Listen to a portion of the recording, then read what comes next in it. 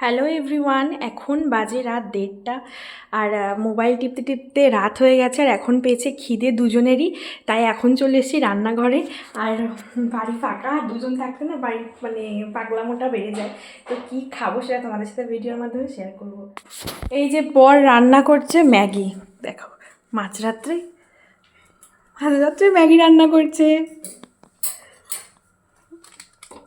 দেখো জলটা ফোটার আগেই দিয়ে দিয়েছে।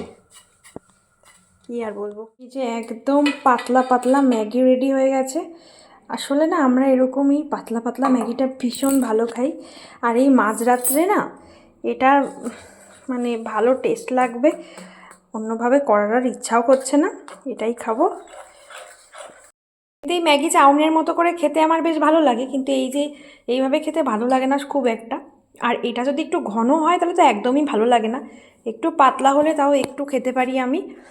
আর এই যে এখন খাবো তার আগে এ নাও ফু দিয়ে। কেমন, ভালো লেগেছে?